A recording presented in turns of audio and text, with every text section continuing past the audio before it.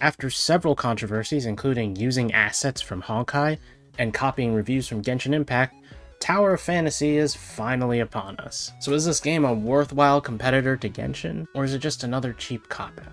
This game kind of just starts the exact same way Genshin does. It starts off with you being chased by a big foe, and then you get to choose whether your protagonist is male or female. I usually wouldn't point this out, as it doesn't really matter in the grand scheme of things, but being advertised so heavily to me as like the Genshin killer or something like that, something crazy like that, is just in my head. Anyways, I'm going to try to stick away from that, as this game should be its own thing and should stand on its own two legs. Anyways, you can create your own character in this game. While you do choose your protagonist either male or female at the beginning, you are given the option to create and customize your character in a lot of different ways.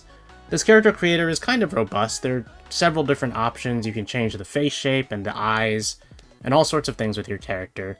Height is restricted to 3 different types, but that's not a big deal. Hairstyles are a little more restrictive. There aren't a lot, especially for guys, but I'm sure that's due to a lot of things like mobile limitations and of course storage space.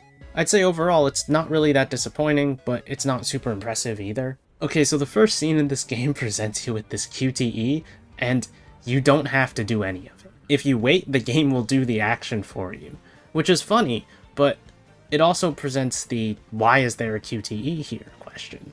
Because if the game is going to do it for you and there's no consequence for failing it, then why is there a QTE in the first place? Why do you need to do this action in the first place? And the answer is you don't. It isn't a big deal unless QTEs pop up a lot more later on.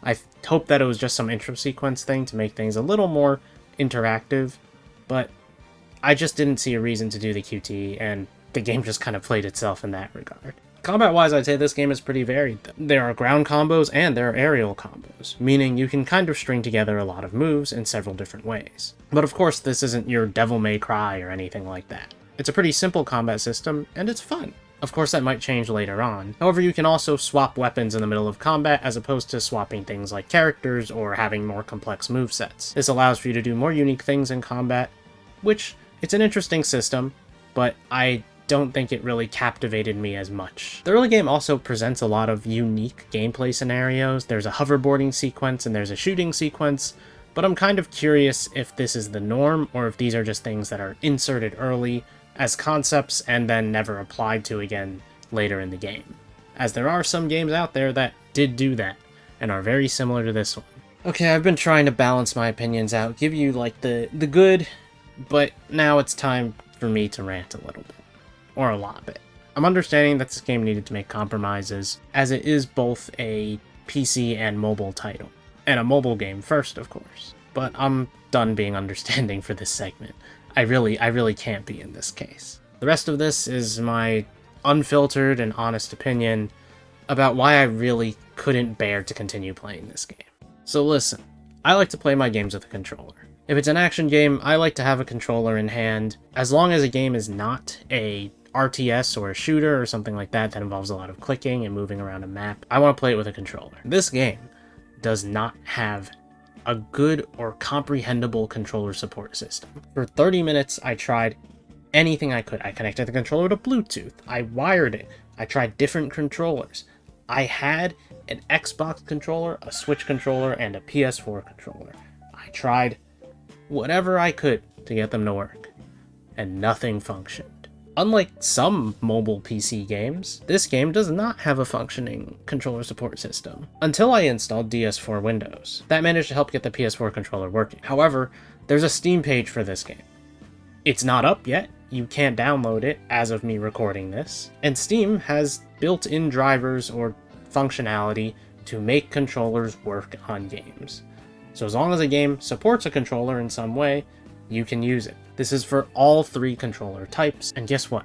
Tower of Fantasy is not going to be on Steam until late 2022. So that was awesome, and a great experience to try to get the controller working. Once I got my poor old 9-year-old PS4 controller working, which did not work wired, I had to use it Bluetooth until suddenly I plugged in wired and it magically started working wired. I don't know what the hell's going on. I figured out a few things. Button prompts are non-existent on this.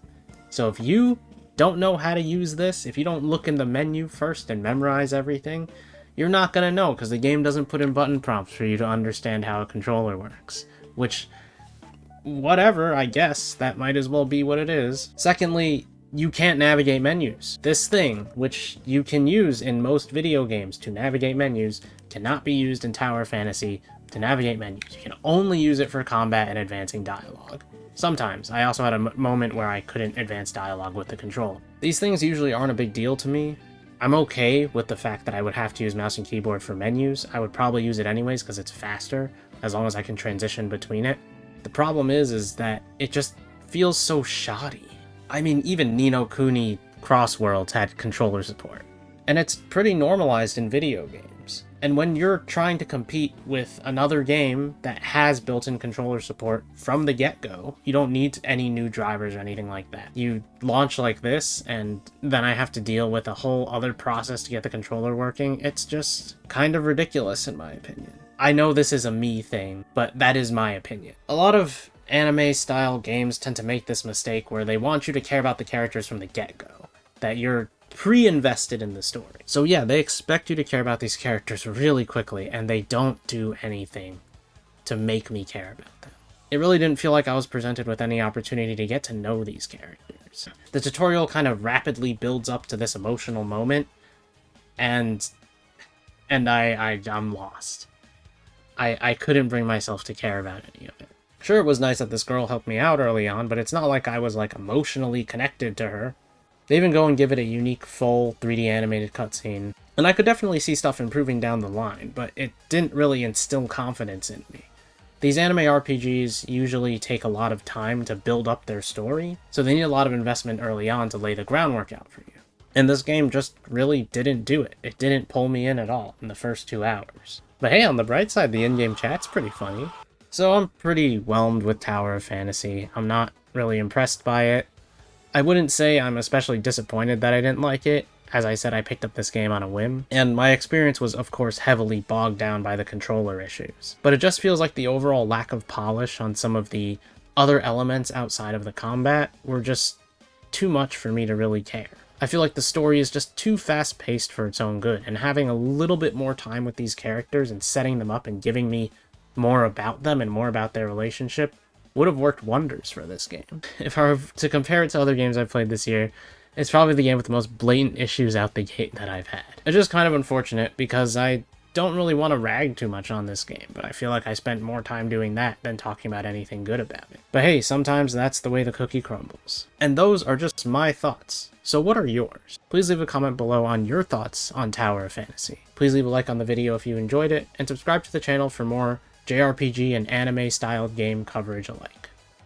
Thanks for watching. Bye!